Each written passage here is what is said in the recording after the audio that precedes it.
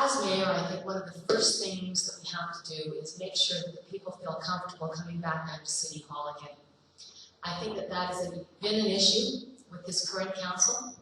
I would agree that there has not been a lot of respect for the people of Oshawa, and I think that that needs to come back. And I think that council can do that by making sure that we not only have the requisite public meetings that are there for planning and for other approaches that we are taking like parks, but we really make sure that we're including people on decisions before they become paper, before they become a final report.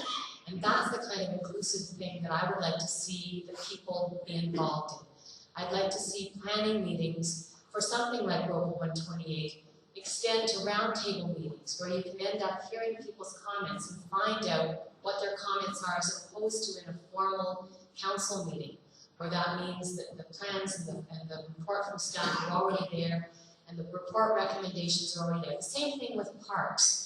I've heard so many people talk about when they come and see a plan for a park, my goodness, the plans are already there, they look so final, or they're so fully decked out that you're not taking my ideas into account, you're just taking the consultants' ideas. Consultants, again, are something that I would like to see limited. I think our staff know things very well, and we can probably really reduce the kind of spending that we're doing on council by bringing the people involved and by bringing staff more involved in plans.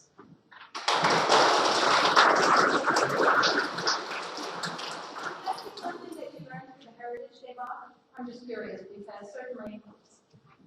Absolutely, and I made that statement when I had my interview with Metroland. Thank you. I think maybe having gone through this debate and some of the previous ones, you might be under the impression that the cities and the doldrums and that our best days are behind us. Well, I can tell you that that is not the case. There's a new hope and there's a new optimism here in Oshawa. We've been able to confound the skeptics.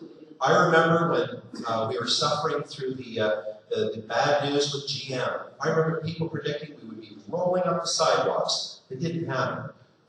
We have a strong, resilient community, and that's what we're going to see coming forward in the coming term. You know, we've made a lot of improvements. We are business friendly, and I wish some of the statements that get made would actually get a little further research, because some of them have been a little bit off the wall, and that's unfortunate. Some have suggested that taxes, it's going to be easy to solve the problem, ladies and gentlemen. Well, I can tell you, if those savings were there, we've been taking them already. It's much more difficult and much more complex than some would wish to present to you tonight. But we're going to continue to look for the savings, but if we do see some, more importantly, we're going to grow the city, we're going to grow the base, and we're going to make it better for all of us in the coming term. Thank you.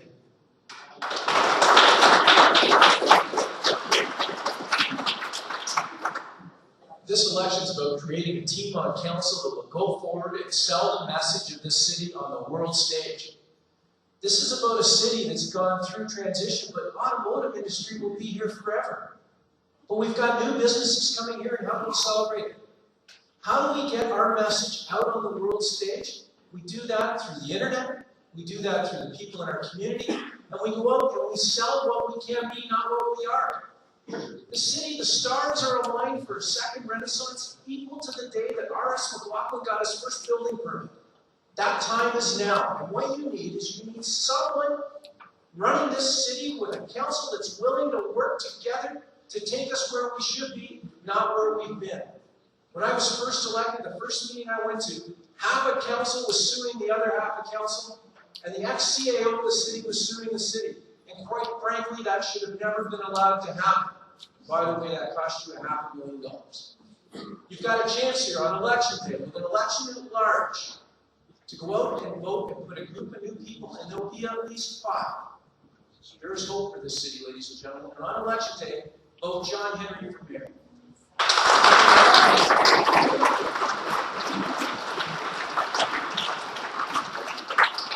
The simple election has helped many people find out more about their city, what their city government's doing.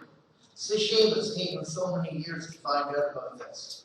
It took the pressure of the people to force City Hall what their high taxes were about.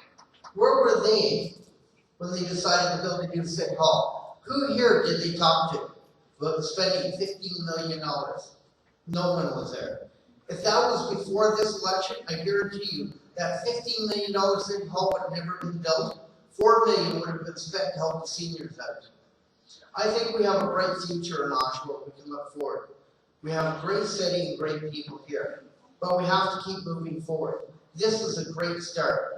I think if we're going to look at tomorrow, we have to see ourselves today. We've learned so much about the city, the region. Let's keep growing. Let's make sure City Hall stays open and not lock the doors again. If you don't want those doors locked, vote Dale Jordan. Thank you.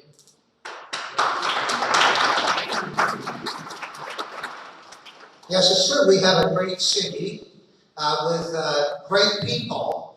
Unfortunately, the city council doesn't measure up.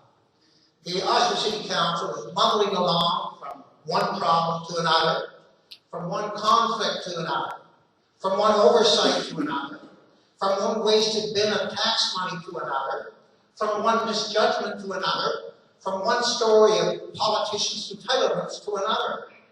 It has a council of politicians who have been there too long, who are too tired, who have run out of ideas, who seem more interested in the system serving them first rather than the citizens of this city that they've been elected to serve.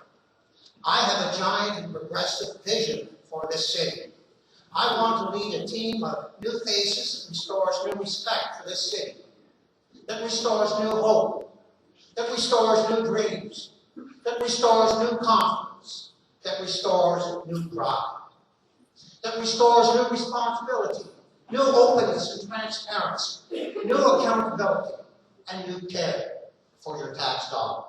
And I pledge to work to make this city a place you'll be proud to call home. My name is Bill Longworth, and my website is www.wepromise.ca, where you can see my complete tax study program. Thank you so much.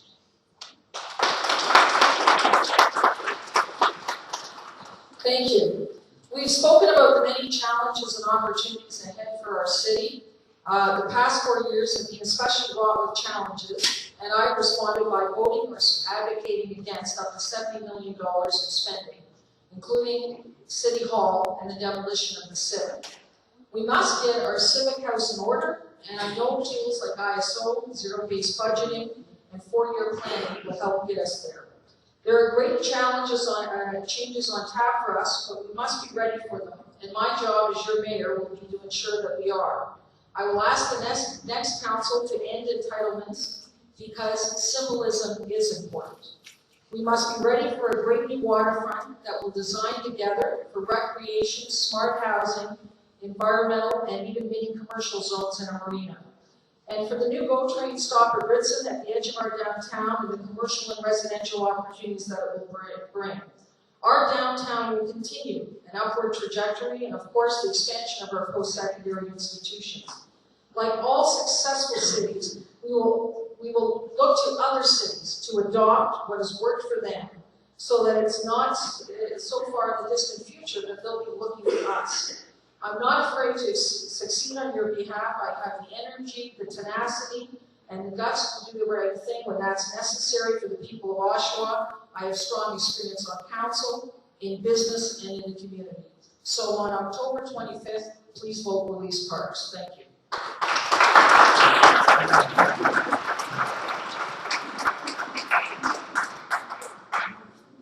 I'd like to thank the candidates for being here, and I'd like to thank the audience for being here.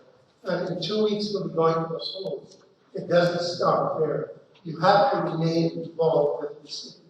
And by that I mean you get to know your politicians personally, get their phone numbers, talk to them, let them know what you want.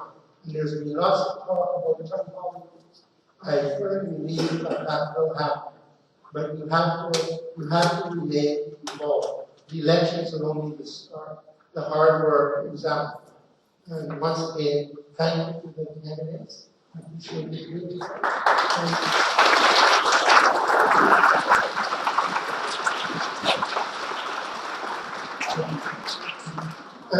Yeah, I'd like to thank you, North Mayor, too. they have not got extras from Northwood, so they go up there. And now, everybody wants to remove the fact that you get to meet the candidates and talk to them and give them some of your own. Thank you.